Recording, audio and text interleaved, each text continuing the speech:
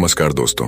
सही कहा है किसी ने, चिंता और चिता में सिर्फ एक बिंदु का फर्क होता है। इस दुनिया में कुछ लोग बेवजह चिंता करते हैं, बिना किसी कारण ही अपने आप को और मन को परेशान करते रहते हैं। चिंता हमें बीमार करती है। आज की इस कहानी में हम सीखेंगे कि क्यों हमें बेवजह चिंता नहीं करनी चाहिए। एक गांव में एक किसान था जिसे एक बहुत ही बुरी आदत लग चुकी थी, और वह आदत थी बेवजह चिंता करने की। वो हर समय किसी ना किसी चीज की चिंता करता ही रहता।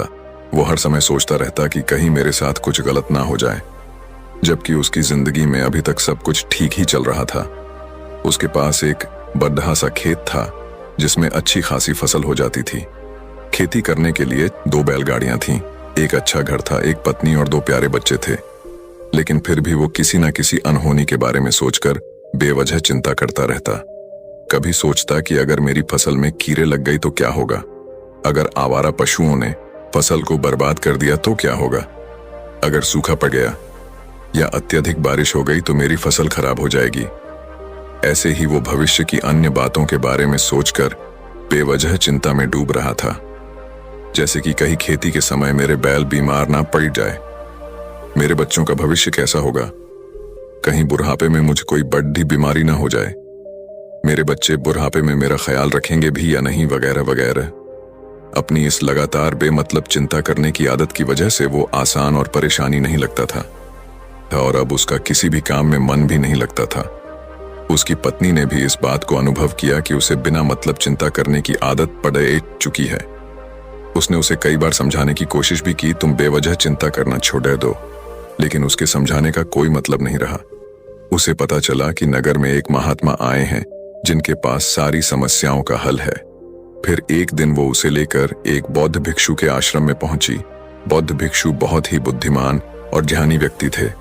किसान और उसकी पत्नी अपनी सारी समस्या बौद्ध भिक्षुओं के समक्ष रख दी।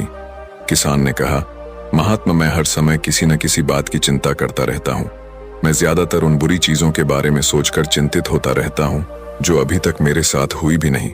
किसान की समस्या को पूरे ध्यान से सुनने के बाद बौद्ध भिक्षु ने कहा, ठीक है, तुम दोनों कल सुबह आना और फिर मैं तुम्हें तुम्हारी समस्या का समाधान बता दूंगा।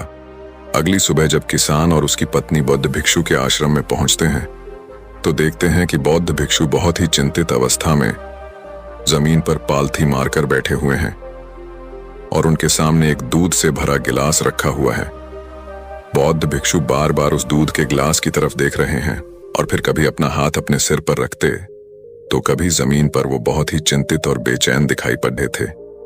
ये देखकर किसान ने पूछा, महात्मा, आप इतने परेशान क्यों लग रहे हैं? आपके समक्ष दूध रखा है, आप इसे पी क्यों नहीं लेते? महात्मा बोले, मुझे चिंता हो रही है कि कहीं इस दूध को बिल्ली ना पी जाए, या फिर मैं कहीं जाऊं और तो क्या पता या दूध कहीं गिर जाए। मैं दूध को पीना तो चाहता हूं, लेकिन मेरा भी मन नहीं है। मैं तो यही सोच रहा हूं कि अगर ये दूध खराब हो गया या कोई गंदी चीज इस पे पच गया तो फिर क्या होगा? इतना सुनकर किसान जोर जोर से हंसने लगा। किसान ने हंसते हुए कहा, इसमें इतनी चिंता करने वाली कौन सी बात है? ये दूध ही तो है। अगर इसे बिल्ली ने गिरा दिया या ये खराब हो गया या फिर किसी ने इसे पी लिया तो क्या हो गया? ये आपको दोबारा मिल जाएगा, और वैसे भी आपका चिंता करना व्यर्थ है, क्योंकि ना तो अभी इसे बिल्ली ने गिराया है, ना ही खराब हुआ है, और ना ही अभी इसे किसी ने पिया है, और हो सकता है कि भविष्य में ऐसा हो भी ना। किसान के मुंह से ये बातें सुनकर बौद्ध भिक्षु मुस्कुराए और बोले, मैं भी तो तुम्हें ही यही समझाने का प्रयास कर रहा हूं कि भविष्य की उन घटनाओं की चिंता करना व्यर्थ है जो अभी हमारे साथ हुई ही नहीं, और बहुत बड़ी संभावना है कि वो कभी होगी भी नहीं।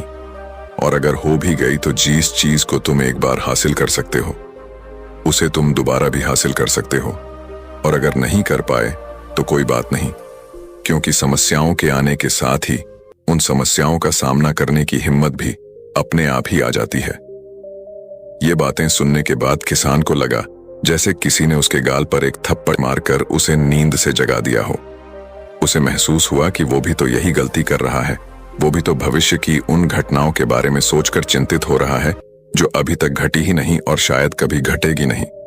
वो और फिर बौद्ध भिक्षु के चरणों में गिर पड़ा और कहने लगा, इतनी आसान में मुझे मेरी गलती का एहसास करवाने के लिए आपका बहुत बहुत धन्यवाद और मैं आज से पूरा प्रयास करूंगा। मैं बेवजह चिंता करना बंद कर दूंगा। जापान में एक लोकप्रिय कहावत है, अगर तुम चल रहे हो तो सिर्फ चलो, अगर तुम खा रहे हो तो सिर्फ खाओ, लेकिन एक समय में सिर्फ एक ही काम करो, चिंता न करो। इस लोकप्रिय कहावत के अर्थ ने मुझे हैरान कर दिया था और सच कहूं तो मुझे ऐसा लगता है कि कहावत के अर्थ में ही वो राज छुपा है जिसे अगर किसी ने अच्छे से समझ लिया और अपने जीवन में उतार लिया तो वो चिंता के बंधन से ही हमेशा हमेशा के लिए मुक्त हो जाएगा। इस कहावत के अर्थ के बारे में हम आगे बात करेंगे, लेकिन उससे पहले देखते हैं कि हमारे दिमाग में इस तरह के विचार ज्यादा चल रहे होते हैं। पहला, क्या मैंने ये काम सही से किया? दूसरा, क्या मैं इसे और बेहतर कर सकता था? तीसरा, इसका परिणाम क्या होगा? और चौथा, लोग मेरे और मेरे काम के बारे में क्या सोच रहे होंगे? ये ऐसे कुछ विचार हैं जो हमारे दिमाग की सिस्टम में ज्यादातर समय चलते रहते हैं, लेकिन हमें पता नहीं चलता क्योंकि हमने इन विचारों के साथ जीना सीख लिया है और हमारा दिमाग काम भी ऐसे ही करता है कि अगर हमने इसे किसी काम को कई बार करवा लिया तो फिर ये उसे अपनी आदत बना लेता है और फिर हमारे चाहे बिना भी उस काम को करने का प्रयास करता है। शुरुआत में तो हम किसी भी काम को अपनी इच्छा से पूरे होशो हवास में करते हैं, लेकिन बाद में वो हमारी आदत बन जाता है और फिर हम बस बेहोशी की हालत में बिना सोचे समझे उस काम को करते चले जाते हैं। जब एक बच्चा छोटा होता है तब उसे पता नहीं होता कि चिंता क्या है, लेकिन जैसे ही वो बड़ा होता है माँ बाप कहना शुरू कर देते हैं, बेटे आपको होमवर्क करना है, आपको उसकी चिंता नहीं हो रही, आपके एग्जाम आने वाले हैं, आपको उसकी चिंता करनी चाहिए। और ऐसे ही न जाने कितनी सारी चीजों के लिए बच्चों के आसपास के लोग उसे चिंता करने के लिए कहते हैं और वो छोटा बच्चा इस बात को मान लेता है। ये अच्छा, किसी भी काम को करने के लिए हमें उसकी चिंता करनी पड़ती है और फिर वो भी किसी काम की घटना के बारे में बार बार सोचने लगता है। शुरुआत में तो वो ये काम जानबूझकर करता है, लेकिन धीरे धीरे उसका मन इसे अपनी आदत बना लेता है और फिर ना चाहते हुए भी उसका मन एक ही विचार के बारे में बार बार सोचता रहता है और फिर वो अपनी पूरी जिंदगी चिंता के इस जाल में फंस कर रह जाता है।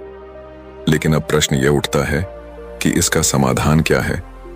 तो इसका समाधान है ऊपर बताई गई जिन कहावत का अर्थ यानी जागरूकता। हमें अपने विचारों के प्रति जागरूक होना पड़ेगा।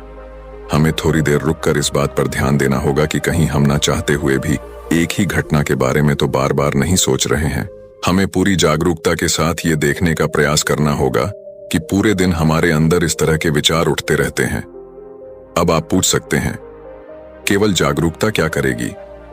मैं कहता हूं यह काफी है।